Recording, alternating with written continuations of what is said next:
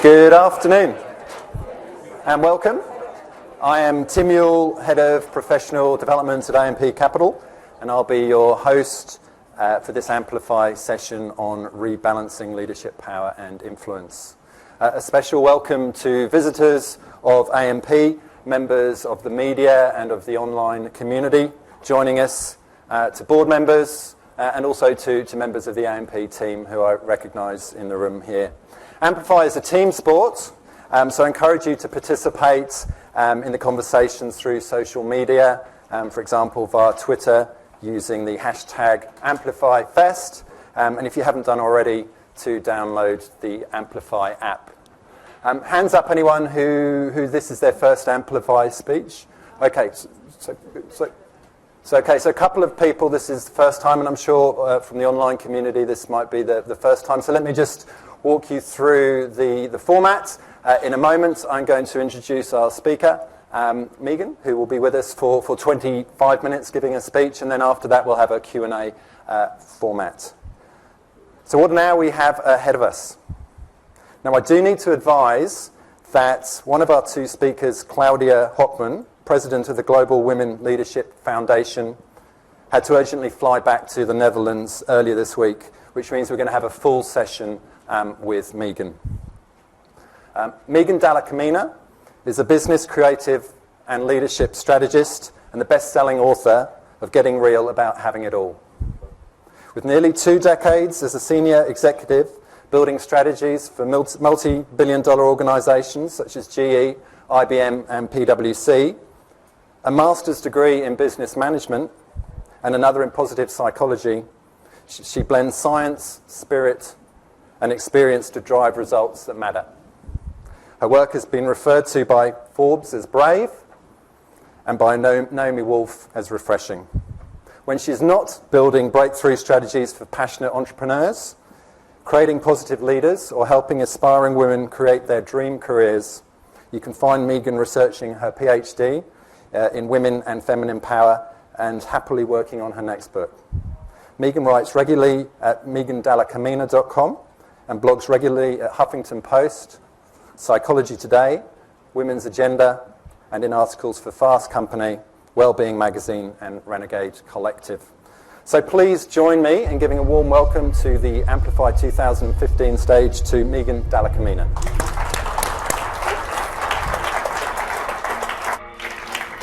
Hi there. Can you hear me? We didn't do a sound check. How is everyone? Really good? Who said pumped or hot? Both. Pumped and hot. Oh, we're in for some trouble here. Turn to the person next to you and say hi, tell them what your name is, and say thank you for sitting next to me.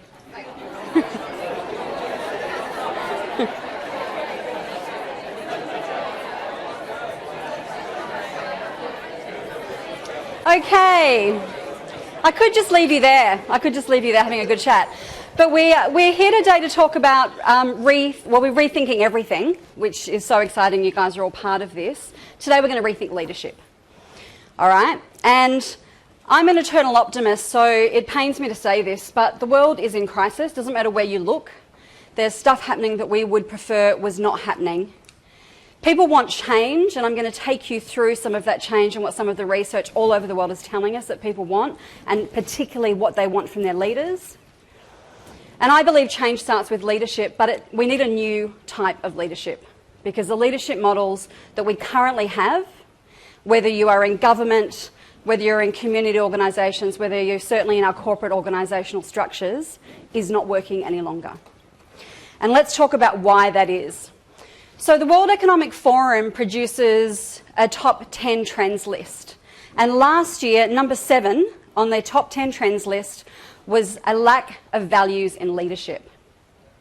So the World Economic Forum is telling us that we need to be thinking about and concerned about a lack of values in our leadership. More specifically, the author of this study, who is the Japanese Tokyo leader of the World Economic Forum, said that more specifically than just a lack of values in leadership, it's actually the type of values that we're seeing in our leaders all over the world that is the issue for concern. Can you guys see the slides? Okay, awesome. So that's the World Economic Forum. Now let me turn your attention to research, and I'll tell you about the research, but let me just tell you some of the top line findings. So out of 32,000 people in 13 countries, and I'll tell you the countries later, they asked a number of questions and they made a number of statements, and from millennials all the way through to veterans, equal distribution in gender, and a very broad full demographic, economic, etc. Mix. They asked these questions, statements. They said the world is becoming more fair, and asked, do you agree or disagree with this statement? 74% of people in 13 countries disagree that the world is becoming more fair. There is too much power in the hands of our governments and corporations. 86% agree with that statement. My country cares about its citizens more than it used to. 76% disagree. Life will be better for my children than it is for me, which speaks to hope for the future. Only 51% agree. So half of us, out of 32,000 people, are saying, I don't believe the future is going to be better for my kids than it is for me. And what this research, the underpinnings of this research, and all the men in the room, please don't walk out of the room, essentially said that 57% of people are dissatisfied with the conduct of men in their country. And this grew even a higher percentage for some really male-dominated structured societies like Japan, South Korea, Brazil. And if you looked at the millennials, so 18 to 30-year-olds, the numbers were amplified even further. Now, the only exception to this was Canada. Any Canadians in the room? One person. So your men are doing something right because Canada was exceptionally low. They were like in the high 30s on all measures, especially this measure. And the researchers were really unhappy about this because it completely skewed their results, right? Otherwise, we would have been in the 90s. And I'm a researcher, and that's what you're looking for. You're looking for the 90s, not the 57%. And I've actually opened presentations with these slides to full boardrooms full of male executives. The world would be a better place if men thought more like women. 66% of people agree. Remembering, take out Canada, and that's like 99%. So there is this global referendum on men, and what we'll see more specifically, it's actually not on men, so guys, you can relax. It's actually on masculine behaviour. Okay? And masculine behaviour shows up in men, and it shows up, as many of you would know, in women. So this is some of the stuff we're going to go through. So this research comes from a book called The Athena Doctrine, How Women and the Men Who Think Like Them Will Rule the Future. I would highly recommend you read this or get the audio book. It's really easy to listen to. It goes through the 13 countries and talks about, top line and digging down into this research. And I'm going to tell you a little bit about how they've done it because it's quite fascinating. And then I'm going to tell you some stories around how this is playing out. So when I say they, the researchers, John Gazima and Michael D'Antonio, two men, by the way, they'd written a book coming out of the 2008 financial crisis that was published in 2010 called Spend Shift, where they were looking at how are people recovering and what are the spending patterns coming out and what does the new normal look like coming out of the GFC. And one of the things that they found that people were telling them as they went around the world talking about these results was that people were saying it's really interesting, but a lot of the positive qualities that people are settling into in the new normal are actually feminine traits. They're things that come more naturally to women. And that hadn't actually occurred to them when they were going through their research. So when they started doing this piece of research, they wanted to look at two things. Firstly, what is a feminine trait and what is a masculine trait? By research, not just by judgment. And how do people correlate feminine and masculine traits with success, morality, happiness, and leadership? Okay? They did two pieces of this research. First, they asked 32,000 people in 13 countries to classify 200 traits as to whether they were feminine, masculine, or neutral. They then went and asked the second half of their sample, gender neutral, 32,000 people in 13 countries. How do you rate these traits, feminine, masculine, neutral, against those 4 categories that I spoke about? And today we're just going to talk about leadership in the interest of time, which I'm going to keep my eye on the timer. So you're not going to be able to see this, but essentially what they found is that traits like, and look, there's not going to be many surprises here, I don't think, traits like driven, ambition, I can't even see the slides from here, decisive, analytical, confident, straightforward, individual, were deemed very clearly masculine traits. And traits such as nurturing, empathetic, vulnerable, collaborative, creative, were deemed by these 32,000 people as feminine traits. And what's really interesting is when you actually look at what are people saying about this. So that's great. It's really interesting to know what people think is masculine and feminine. But when they correlate that to leadership, and remember we're talking from millennials all the way through to veterans in these 13 countries, the traits that people are saying the world over that they want to see in the modern leader and the leader of the future correlate much more strongly with these feminine traits. Does that make sense? You with me?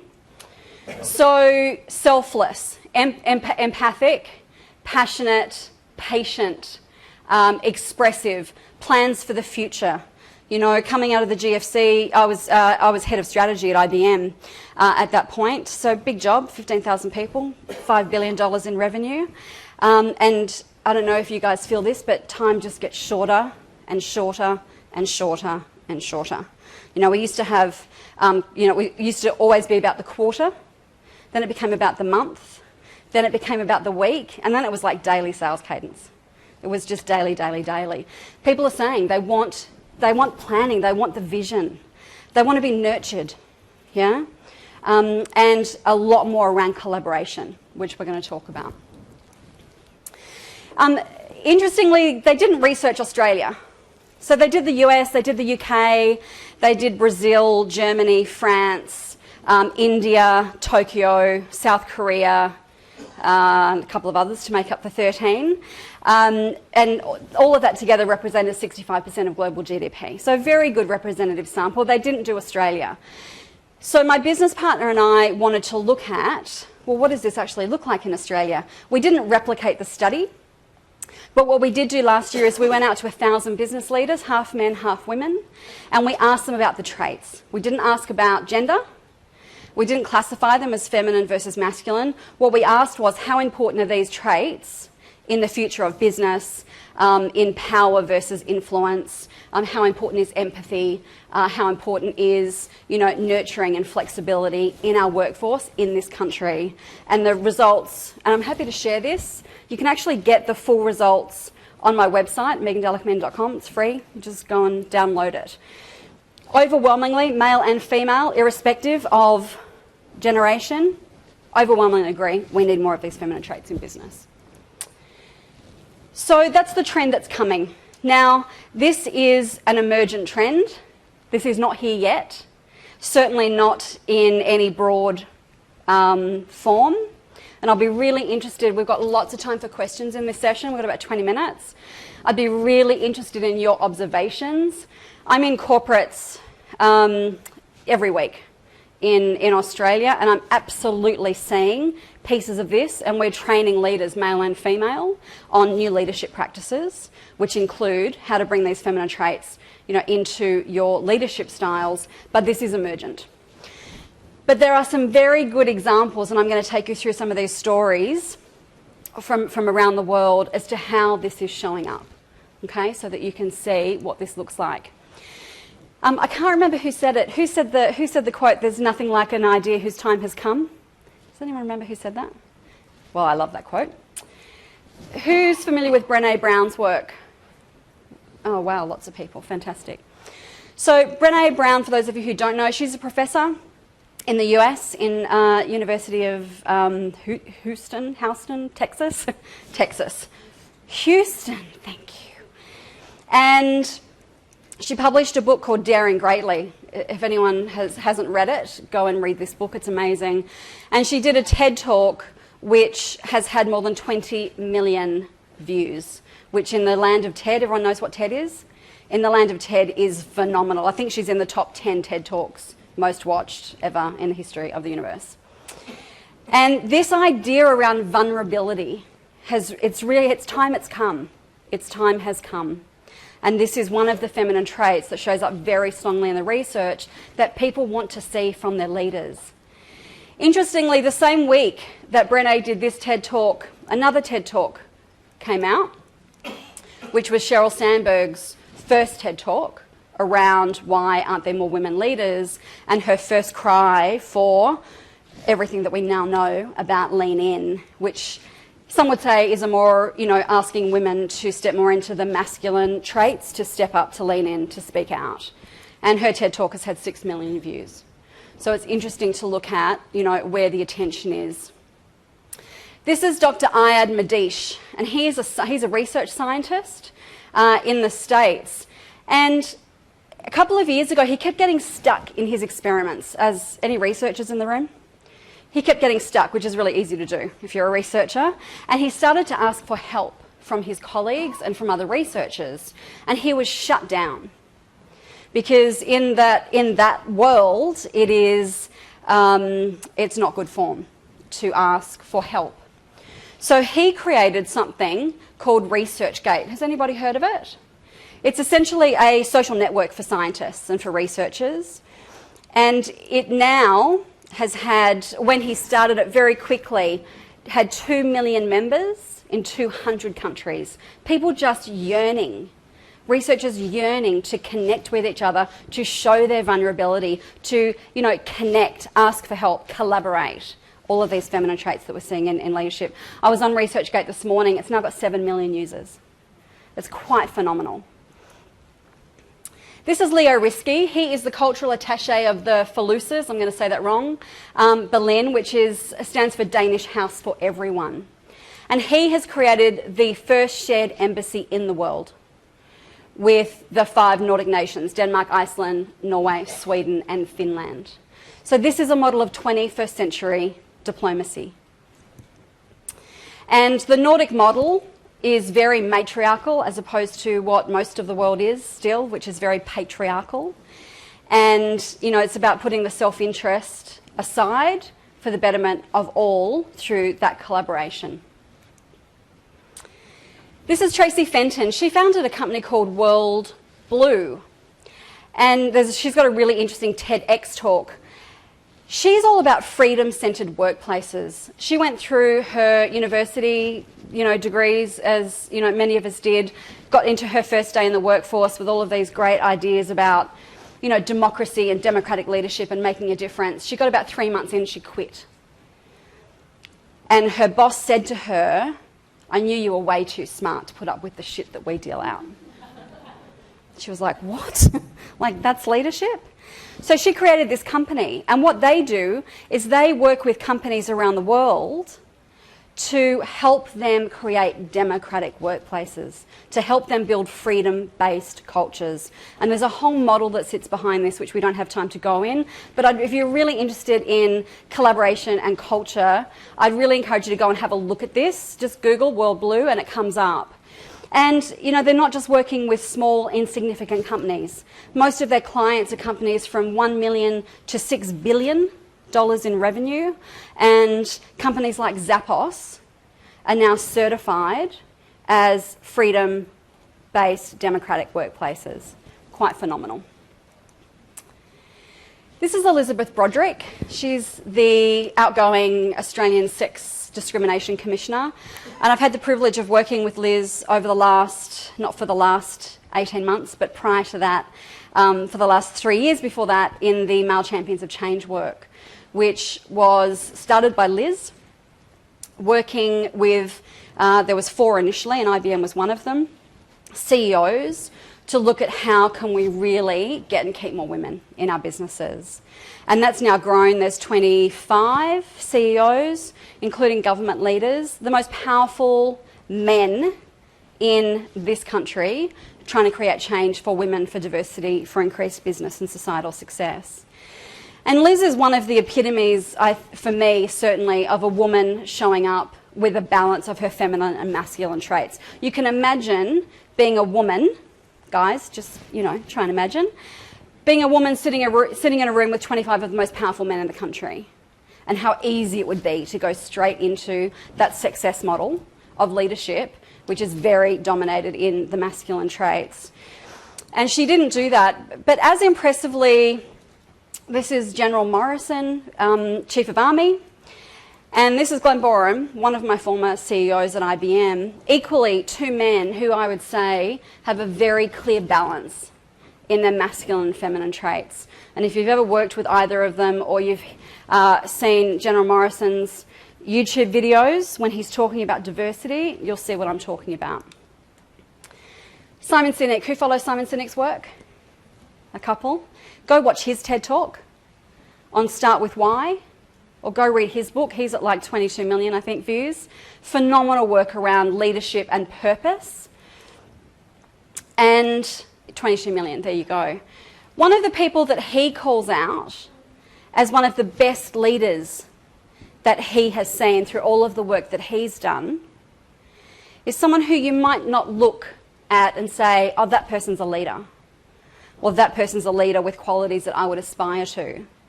Because this person is certainly what I would call a non-traditional leader, an emergent leader. And that's Lady Gaga. Can you guys see that?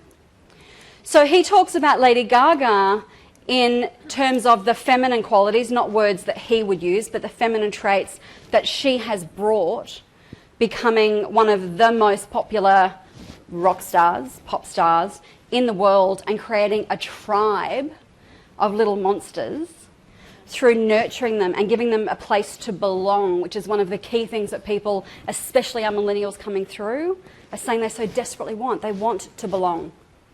They want to be nurtured. They want to be part of a community. And she's done that better than, so many other leaders that you would see. So look, just wrapping up, John Gerzema, he's the one of the co-authors of the study. It's still a man's world with masculine structures and women conforming to those ideals. Feminine traits and values are a new form of innovation, and they're an untapped form of competitive advantage. So I want you guys to really think about this. I've presented this information in rooms that I thought I would get thrown out of, with some of our big organisations, rooms with mostly, senior male executives. And it's quite interesting looking at the reaction when you start discussing some of this, and especially from the men. And I'd be interested in the reactions when we have question time, where you would think there would be a lot of defensiveness, and there actually seems to be a lot of relaxation and a lot of acceptance that things need to change. So the impacts of feminine traits in leadership are far-reaching. They're not only going to change what leadership looks like, but they're going to change who shows up and how they show up. So I just want to paint a picture for you of what it looks like when a woman shows up with masculine traits in the workforce. For the woman, she feels inauthentic, she's less confident, overcompensates, drives and strives, which is the ambition, doesn't fit in, doesn't speak up, overworks, burns out, and leans out. And it's not spoken as much as it needs to be, but it's coming as one of the unspoken truths about why women leave organisations, and why we're all on this drive for more women in business, both because it's the right thing to do, because it makes good business sense, and because we need half the population who are getting more than half of the degrees in our universities in our workforce and in our companies and leading. And I know this to be true through all of the research that I've done and have read that other people have done, and because I was this person. 20 years I spent in corporate organisations, and I loved a lot of that time. Loved a lot of that time until I didn't. And then I loved it again when I learned how to change and show up differently. And I see this with my private clients every day. And we have to change what this looks like. For men and for women who lead with a balance of their feminine traits, they collaborate, they use influence over power, they share credit, they solve problems together, they create and they innovate, they have a long-term vision, not this short-term focus, they nurture and support, they show vulnerability, which is so hard in many of our organisational structures, which are very fear-based systems because of the economic times we live in. They use their intuition. You know, we talk about what's your gut, but how many times do you get asked to actually make a decision based on your gut? Where's the data? Where's the PowerPoint slides? Where's the 500 proof points? And they thrive, and this is what we're seeing in the research.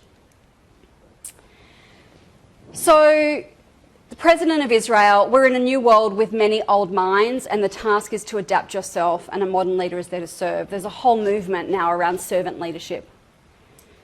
And around Simon's latest book is called Leaders Eat Last. And when he was interviewing one of the heads of military that he spoke to, he said, "Tell me about leadership." He said, "It's really simple. Officers eat last." Like, it's really simple. Officers eat last. You go into the mess where they're having their meals and the officers are at the back of the line, and the most junior person to the most senior person go and get fed and get their meals. And that translates through everything that they do in that part, or I think in all parts. That's the philosophy. So look, where we want to get to is a balance. None of this is about saying that masculine traits only show up in men and that feminine traits only show up in women. If you look around, maybe not in AMP, but in maybe other organisations, if you look around, a lot of the women, they have many more masculine traits than some of the men do. Like, let's be real. The research calls it the third sex. Women who've been cultivated, not that type of third sex, different type of third sex, but women who have been so socialised in the masculine power structures and in those masculine success models that they're no longer showing up with any of their feminine traits. So let's be real about that. It happens every day.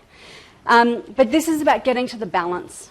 It's about starting to value these softer skills and these softer strengths and bringing them in so that we can create better organisations, better people, better cultures, and a better society. So don't do this. If you can't see that, stick your head in the sand. Seth Godin is like my brain crush. I am a little bit obsessed with Seth Godin. Does everyone know who Seth Godin is?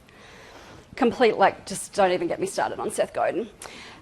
One of my favourite things he's ever said, which was in the Icarus Deception, if anyone wants something very thought-provoking to read, he says, "Everyone you interact with is changed forever. The only questions are, how will they be different, and how different will they be? How will they be different, and how different will they be?" And as leaders, and everyone's a leader, I would leave you with that question to ponder. When people interact with you, how are you showing up? And how will you lead going forward? And how different will people be as a result of that leadership?